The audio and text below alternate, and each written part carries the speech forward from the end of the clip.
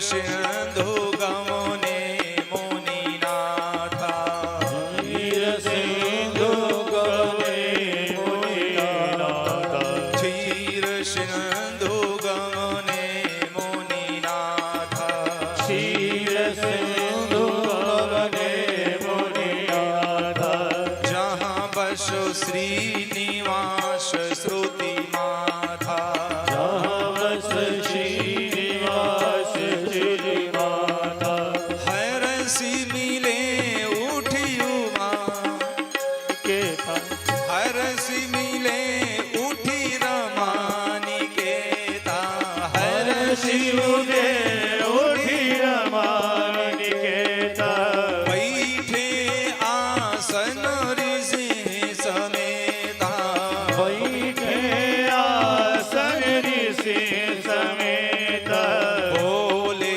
बिहसी चराचर राया बोले बिहसि चराचर राया बोले बिहसी चराचर राया बोले बिहसि चराचर राया बहुते दीननो कीन मोहि लाया बहुते दिन कीन मुनिलाया बहुते दीननो कीन मोहि लाया। भगवान विष्णु खड़े हुए और देव ऋषि नारद का बड़ा सम्मान किया, हाथ जोड़ा और कहा क्या, नारद जी बहुते दिनों बहुत दिनों में कीन मुनि दाया, बहुत दिनों में दया की आपने। हे नारद जी कहाँ थे अभी तक, और बस जिस काम को करने के लिए भगवान शिव ने मना किया था वही चर्चा देव ऋषि नारद ने प्रारंभ कर दिया। वही चर्चा, कभी काम की चर्चा भगवान नारायण के सामने करना मत नारद, लेकिन जिस काम को मना किया था उसी चर्चा को प्रारंभ कर दिया। और गोस्वामी जी लिखते हैं, नारद कहो सहित अभिमाना, अभिमान सहित कहा कृपा तुम्हारी सकल भगवान। नारायण मैं तो आपका भजन कर रहा था, मैं तो आपका पूजन कर रहा था, मैं आपकी तपस्या कर रहा था, लेकिन उस दुष्ट काम ने आकर के मुझे जीतने का प्रयास किया। लेकिन प्रभु मैंने भी आंख उठा करके देखा नहीं। और विष्णु हे नारायण हे मेरे प्रभु मैंने काम को जीत लिया। और जहां भगवान विष्णु ने सुना मन ही मन हंसे, नारद मेरे भक्त के मन में अहंकार का अंकुर उठने लगे, ये मुझे सहन नहीं है। याद रखना बहुत जल्दी ही मैं कुछ ऐसा करूंगा जिससे तुम्हारे हृदय में उठने वाले अहंकार का वह अंकुर वृक्ष बनने के पहले ही समाप्त हो जाए। नारद मन ही मन विचार किया भगवान श्री नारायण ने, और नारद जी वहां से निकले। और जैसे ही आगे को बढ़े बस शिव जी की माया ने काम करना प्रारंभ किया। और देखा देव ऋषि नारद ने उसी समय एक सुंदर दिव्य नगर का दर्शन किया। उन्होंने सुंदर नगर, अतिशय संपत्तियों से युक्त, अतिशय सौंदर्यवान, दिव्य वह पावन।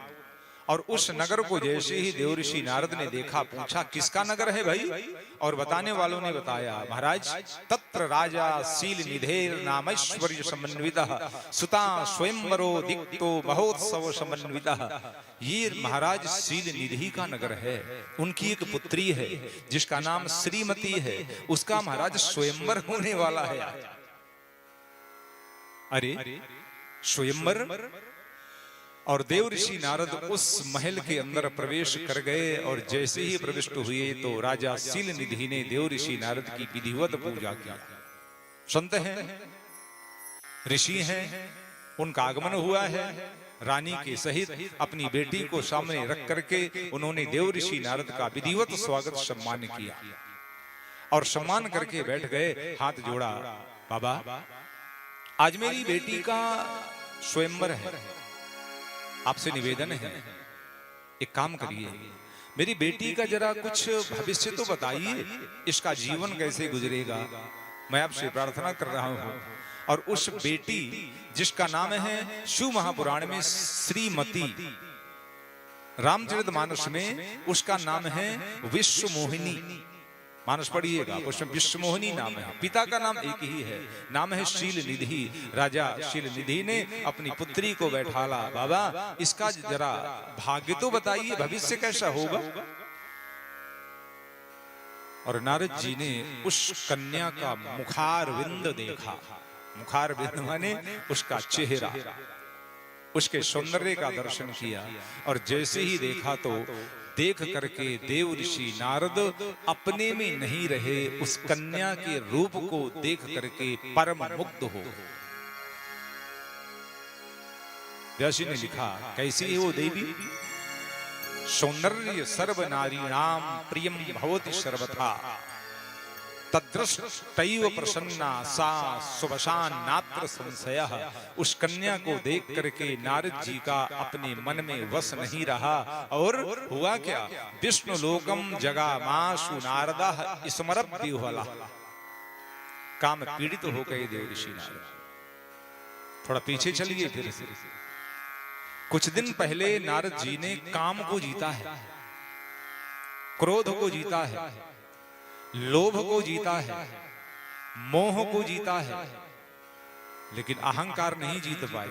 और जितने भी इन शत्रुओं को नारद जी ने जीता है, अब देखिएगा फिर से यही नारद के ऊपर आक्रमण कर देंगे और नारद को सब पराजित करेंगे।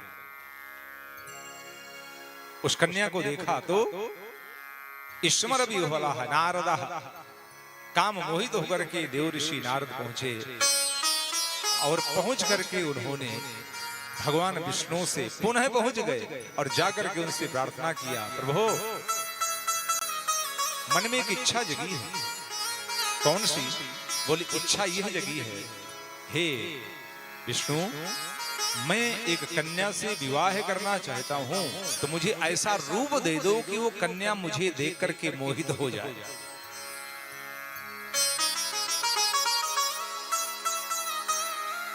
भगवान विष्णु ने सुना, नारद विवाह करना है?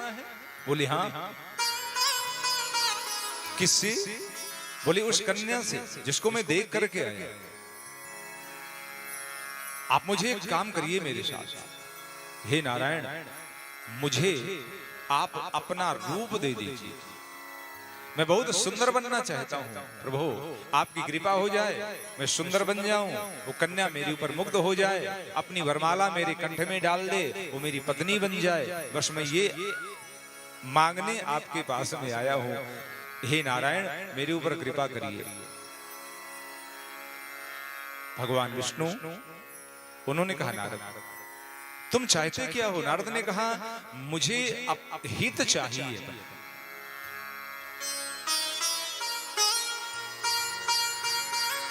जरा उत्तर सुनिए भगवान, बहुत समझने की बात है। नारद कहते हैं, आप मेरे साथ वह करिए जिससे मेरा हित होता, जेहि विधि हो। हे नारायण, हे मेरे प्रभु, नाथ हित मोरा, जिस प्रकार से मेरा हित होता हो वो करिए। करहु शुभेगी दासु में तोरा।